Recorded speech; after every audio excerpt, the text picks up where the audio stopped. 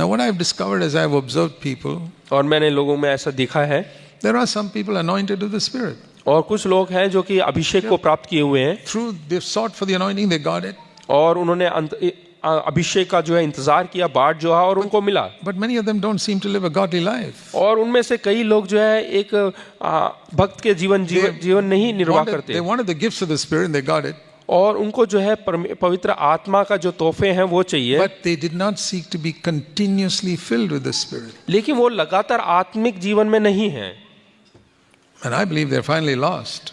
और मैंने देखा कि वो आखिर में खो जाते हैं. Because they stand before the Lord and said, Lord, we did miracles in your name. फिर वो बोलते हैं कि प्रभु के सामने खड़े होकर, प्रभु मैंने तो बहुत अचंभे के काम किए. How can you do a miracle in the name of Jesus without being anointed with the Spirit? Impossible. और अभिषेक के बगैर किस प्रकार के प्रभु यीशु मसीह के नाम इस्तेमाल करके आप जो है अचंभे के काम कर सकते हो? How are such people lost? और फिर ऐसे लोग खो कैसे How जाते does हैं? Jesus say to people anointed with the Spirit, get away from me? और अभिषेक तो लोगों को किस प्रकार से प्रभु यीशु मसीह कह सकते थे कि मुझसे दूर हो जा? Because they were living in sin. क्योंकि वो पाप में जीवन जी रहे थे. Can people anointed with the Spirit live in sin? क्या आत्मा से अभिषेक पाए हुए लोग पाप में जीवन जी I सकते हैं? have seen numerous pastors who are definitely supernaturally anointed to preach the word who are living in sin. और मैंने ऐसे बहुत सारे पासवानों को देखा है जो कि अलौकिक शक्ति से भरे हुए हैं और वो पाप में जीवन जीते हैं. See so many people you watch on television. और टीवी में देखिएगा. You think they're all living holy lives? क्या आपको लगता है कि वो सब पवित्र जिंदगी जीते हैं? Their love for money proves they are not holy.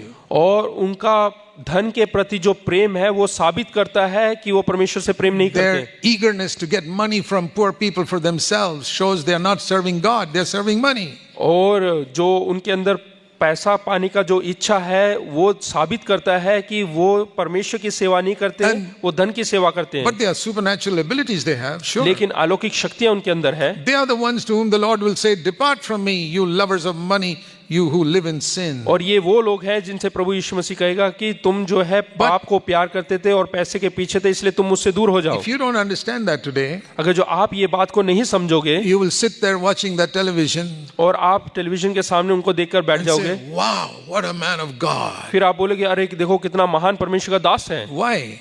क्यों? Because you were reading the scriptures, you didn't go to Jesus. क्योंकि आपने वचन तो पढ़ा लेकिन प्रभु यीशु मसीह के पास नहीं गए.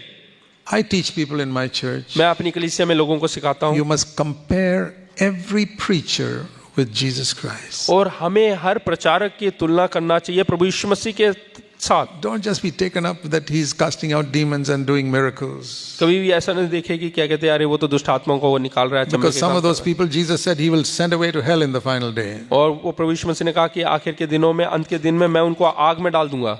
Now you know here in Bombay television, Christian television, so many people are doing all types of things on Christian television. हाँ, हम देखते हैं कि क्रिश्चियन टेलीविजन के अंदर बहुत सारे काम देख सकते हैं. How many of you really believe that some of them are going to hell? आप में से कितना विश्वास करते हैं कि उनमें से कई लोग जो है नरक में जाएंगे? You don't believe it, right? आप विश्वास नहीं करते You हैं. think I'm preaching some strange teaching. आपको ऐसा लग रहा है कि मैं कुछ और ही प्रचार कर रहा हूँ.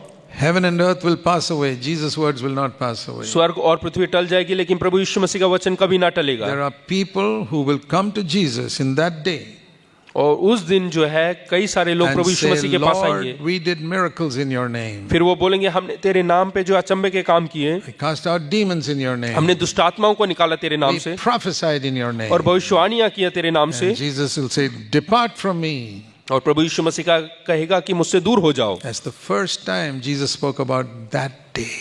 और वो पहली दफा है जब प्रभु यीशु मसीह ने उस दिन के बारे में So बात how किया. shall we prepare ourselves for the coming of the Lord? तो हम किस प्रकार से तैयार हो सकते हैं प्रभु यीशु मसीह के आगमन के लिए? Let me show you Matthew chapter 24. मत्ती रचित सुसमाचार 24वां अध्याय. In Matthew 24, वहाँ पे मत्ती 24, the disciples asked Jesus, चेलों ने प्रभु यीशु मसीह से पूछा, what will be the sign of your coming? Matthew 24 and verse 3. 3 में लिखा हुआ है कि तेरे आगमन का अंत का चिन्ह क्या होगा? What will be the sign of your coming? और तेरे आगमन का चिन्ह क्या होगा? Many of you have read that many times. आप लोगों में से कईयों ने बहुत बार पढ़ा होगा. Without looking there, can you tell me what is the first answer? बगैर देखे क्या आप जवाब दे सकते हैं वहाँ पे क्या लिखा हुआ है? Many people think of famines, earthquakes, wars. वहाँ पे कई लोग जवाब देंगे कि अकाल पड़ेगा, भूकंप आएगा, ये सब, wars and rumors of wars. और युद्ध होंगे और युद्ध के जो है अफवाहें फैलेंगे। That all he said later in verse 7. हाँ, ये सब जो है 7 में वगैरह लिखा हुआ है। What is the first thing he said? लेकिन पहली बात उसने क्या कहा? See that nobody deceives you, verse 4. और उनसे कहा कि सावधान रहो, कोई तुम्हें ना भरमाने पाए, Deception. यानी कि भरमाना है। Again, 11. Many क्या? false prophets will arise. और 11 में लिखा हुआ है कि जितने झूठे भविष्यवक्ता हैं Verse उनसे भरमाए ना जाए। 24. और 24, Many false prophets will arise and show great signs and wonders to deceive, if possible, even the elect. हाँ, बहुत सारे झूठे मसीह और झूठे भविष्यवक्ता उठ खड़े होंगे और बड़े चिन्ह और अद्भुत काम दिखाएंगे, यदि हो सके तो चुने हुओं को भी भरमा देंगे। On television. यानी कि टेलीविजन में, Deception. यानी कि धोखेबाजी। And he said, verse 25, I have told you in advance, I warned you. और 25 में कहता है, देखो मैंने पहले से तुमसे ये सब कुछ कह दिया है। That is the number one sign of the last days. और अंत के दिनों का सबसे बड़ा चिन्ह यही है। That's the first thing he said, and he repeated it more than once. और एक से अधिक बार उसने दोहराया है। And we see plenty of it today. और हम बहुत जगह देखते हैं। But there's another gospel which is being preached also today. और दूसरा एक सुसमाचार है जो कि प्रचार में Verse 14, वचन जो है 14, talking about the last days. वो आखिर के अंत के दिनों के बारे The में। gospel of the kingdom will be preached in the whole world, and then as a witness, and then the end will come. और राज्य का यह सुसमाचार सारे जगत में प्रचार किया जाएगा कि सब जातियां पर गवाही हो। Not the gospel of signs and wonders. यहाँ पे चिन्ह और चमत्कार का सुसमाचार नहीं। Many of you I know are being deceived by that. और मैं जानता हूँ कि बहुत सारे लोग इन कामों के द्वारा भरमाए गए हो। Read verse 24 and see the possibility of deception. Even the elect may be deceived. यहाँ पे 24वां वचन पढ़िएगा, यहाँ पे लिखा हुआ है कि यहाँ तक कि चुने हुए लोग भी भरमाए जाएंगे। What is the gospel that is the real gospel that is being preached? और यहाँ पे असली सुसमाचार के बारे में लिखा The हुआ है। gospel of the kingdom of God. सुसमाचार यानी कि परमेश्वर के राज्य का। What is the kingdom of God? परमेश्वर का राज्य क्या And है? what is the gospel of the kingdom of और God? परमेश्वर के राज्य का सुसमाचार क्या है? Don't take my words for it. मेरे वचन को ना ले। Read what the Holy Spirit says in Romans 14. और रोमियो 14 में जो पवित्र आत्मा के द्वारा लिखा गया वो Romans पढ़िए। 14 in your Bible और रोमियो 14 जो कि आपके वचन में कलाम में and verse 17. 14 उसका 17वां पढ़िएगा। Romans 14:17.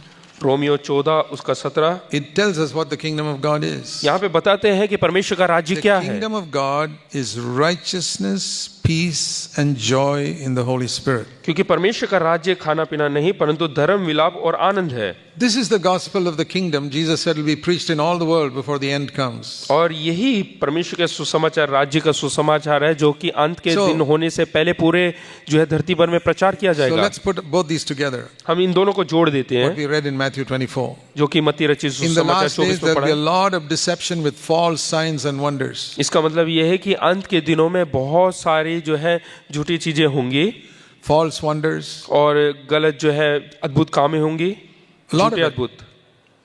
And then at the same time और उसी समय there's a gospel of righteousness that's going to be preached all over the world. और धार्मिकता का सुसमाचार भी उसी समय प्रचार होगा। That means a gospel of freedom from sin. इसका अर्थ यह है कि पाप से मुक्ति का प्रचार A gospel of a holy life. और जो है एकदम शुद्ध यानी कि पवित्रता का And a प्रचार gospel of peace. और शांति का प्रचार। That's the second thing. Righteousness, peace and joy. और वही है धर्म और मिलाप। A gospel of peace is शांति का प्रचार perfect peace with God without any condemnation.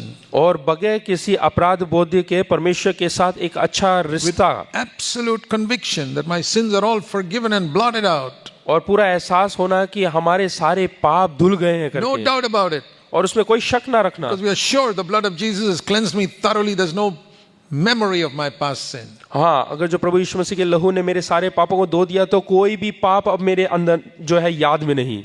And then peace in the heart, freedom from anxiety and worry and fear.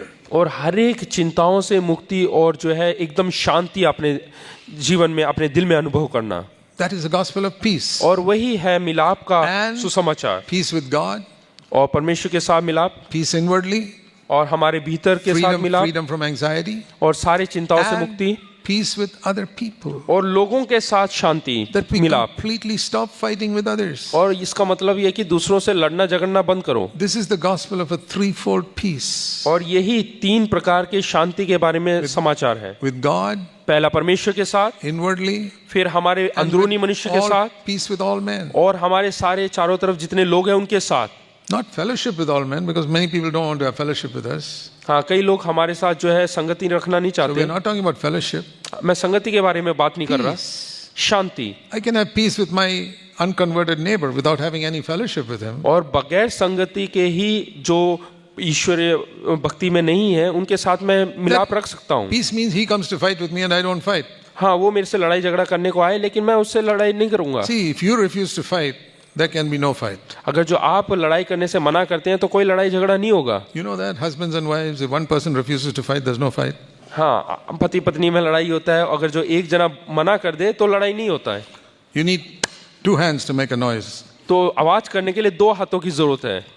If husband and one of them refuses to fight, there's no noise. हाँ, अगर जो पति या पत्नी में से कोई मना कर दे लड़ाई करने के लिए तो आवाज नहीं बनेगा। Why is there a fight in your home? तो लड़ाई क्यों होता है घर पे? Because both want to fight. क्योंकि दोनों लड़ना चाहते हैं। If either one will say, I will not fight, there's no more fight. अगर जो आप में से एक भी बोल देता है कि मैं लड़ना नहीं चाहता तो वहां पे लड़ाई नहीं होगा। Can anybody fight all by himself without anybody else? क्या बगैर किसी सामने वाले के अपने आप से कोई लड़ सकता है क्या? Impossible. नहीं हो सकता। So remember this simple principle. इसलिए साधारण सा सिद्धांत याद रखें।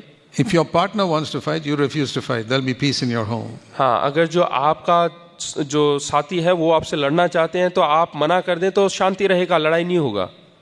And if both refuse to fight, अगर जो दोनों लड़ाई करने से मना कर देते हैं, then you have something even better than peace. तो वो शांति से भी बढ़कर होगा। You have fellowship. तो संगति होगा वहां पे। If you don't have fellowship, peace is at least the second best.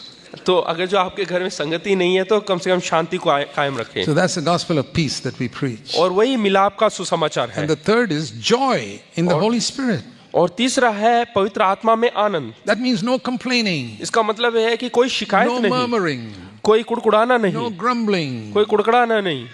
What a gospel this is. देखो किस प्रकार का सुसमाचार है। Righteousness, धार्मिकता, peace, मिलाप and joy.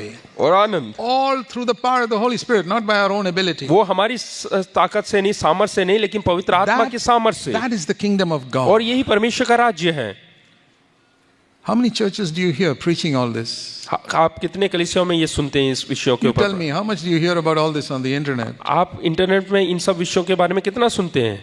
Very, very few people. बहुत कम लोग प्रचार करते हैं। But because of the internet, it is being preached all over the world today. क्योंकि इंटरनेट होने के कारण पूरे संसार भर में प्रचार हो रहा है। Jesus said, this gospel of the kingdom will be preached around the world as a witness. और प्रभु यीशु मसीह ने कहा कि गवाह के तौर पर पूरे संसार भर में ये राज्य का सुसमाचार प्रचार होगा। So that is how we are going to be ready for the coming of the Lord. और इस प्रकार से हम तैयार हो सकते हैं प्रभु यीशु By मसीह के आगमन के लिए। responding to this gospel.